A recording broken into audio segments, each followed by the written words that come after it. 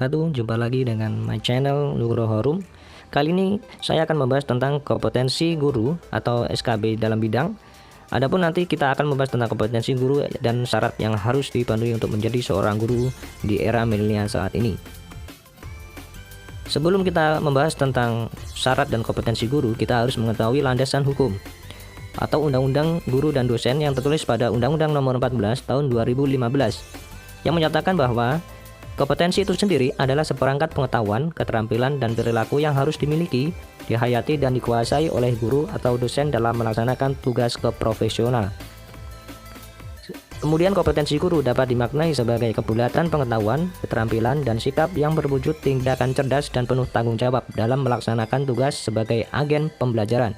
4 kompetensi guru yang tertulis pada Pasal 10 ayat 1 Undang-Undang Nomor 14 Tahun 2005 tentang guru dan dosen mengamanatkan bahwa guru harus memiliki kompetensi pedagogik, kompetensi kepribadian, kompetensi sosial, dan kompetensi profesional. Keempat kompetensi ini bersifat holistik atau terpusat dan merupakan suatu kesatuan yang menjadi ciri guru profesional. Syarat menjadi guru itu sendiri, kita harus tahu bahwa guru wajib memiliki kualifikasi akademik yang tertulis pada Undang-Undang Sistem Pendidikan Nasional Nomor 20 Tahun 2003 yang menyatakan bahwa harus meminimalisir kualifikasi akademik minimal strata 1 atau S1. Kemudian harus memiliki keempat kompetensi yang sudah saya jelaskan tadi. Kemudian sertifikat pendidik atau serdik yang kita sudah ketahui bahwa serdik ini sangat berpengaruh pada saat kita melaksanakan seleksi kompetensi bidang di CPNS tahun ini. Kemudian sehat jasmani dan rohani. Jelas seorang guru harus sehat baik secara fisik maupun mental serta dalam penanganan manajemen diri sendiri. Serta kemampuan untuk mewujudkan tujuan pendidikan nasional. Tujuan pendidikan nasional itu tertulis pada Undang-Undang Nomor 20 Tahun 2003 Pasal 3. Adapun penjabaran saat ini, undang-undang yang terbaru itu dijabarkan dalam Peraturan Pemerintah Nomor 19 Tahun 2017 tentang perubahan atas Peraturan Pemerintah Nomor 74 Tahun 2008 tentang guru Pasal 1, meliputi sertifikat pendidik, kualifikasi pendidikan, kompetensi, dan syarat untuk menjadi guru. Adapun kompetensi pedagogi yang harus dimiliki guru adalah pemahaman wawasan atau landasan kependidikan. Artinya, seorang guru harus mengetahui wawasan teori-teori pendidikan atau landasan dalam melaksanakan proses pembelajaran. Kemudian pemahaman terhadap peserta didik. Guru harus memahami karakteristik peserta didiknya, baik dari segi sikap, pola berpikir, dan tingkah laku. Kemudian pengembangan kurikulum atau silabus yang merujuk pada perkembangan proses pola pengembangan di satuan pendidikan.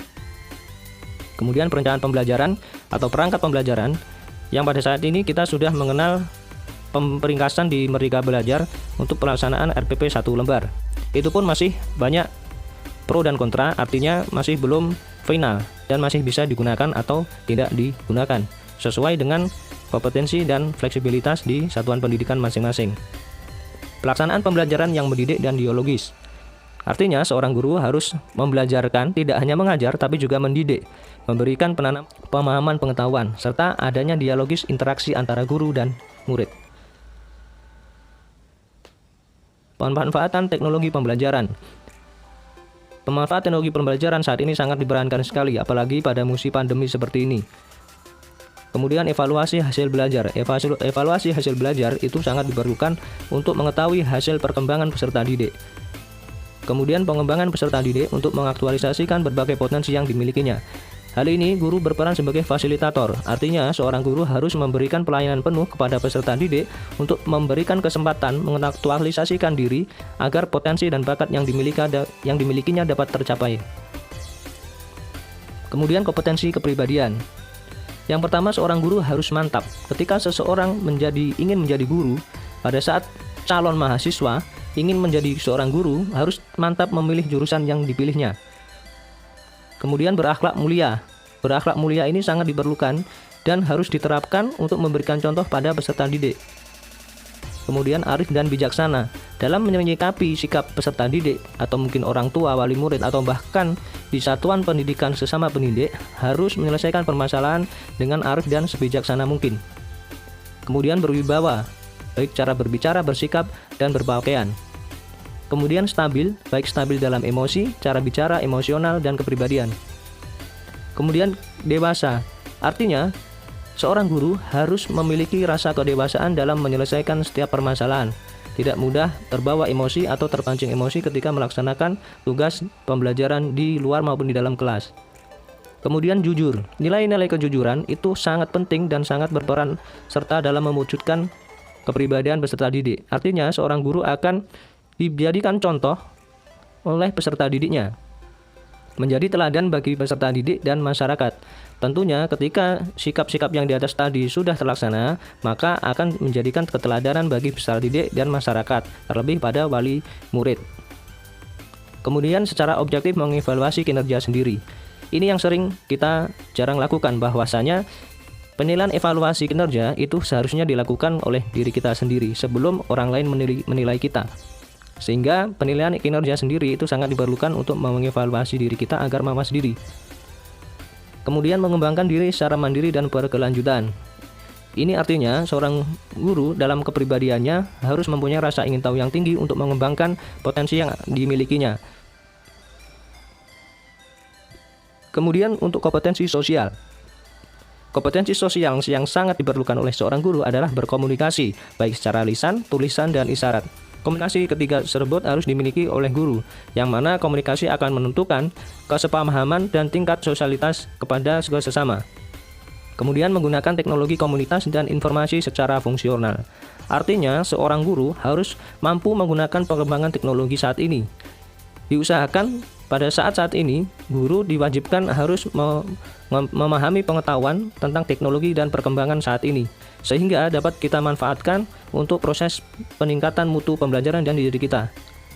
Kemudian bergaul secara efektif dengan peserta didik, sesama pendidik, tenaga kependidikan, pimpinan atau satuan pendidikan, orang tua atau wali peserta didik.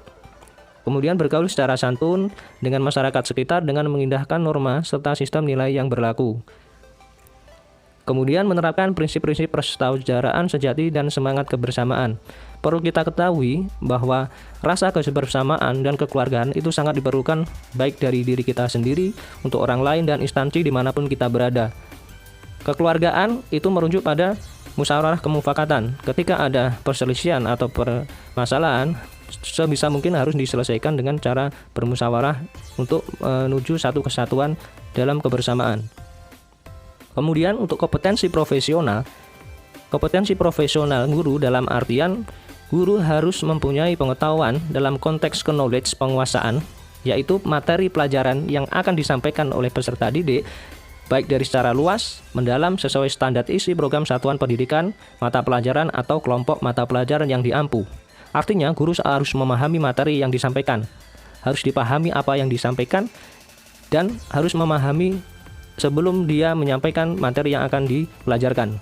Kemudian konsep-konsep dan metode disiplin keilmuan, teknologi atau seni yang relevan, yang secara konseptual menaungi atau honorer dengan program satuan pendidikan, mata pelajaran atau kelompok mata pelajaran yang diampu.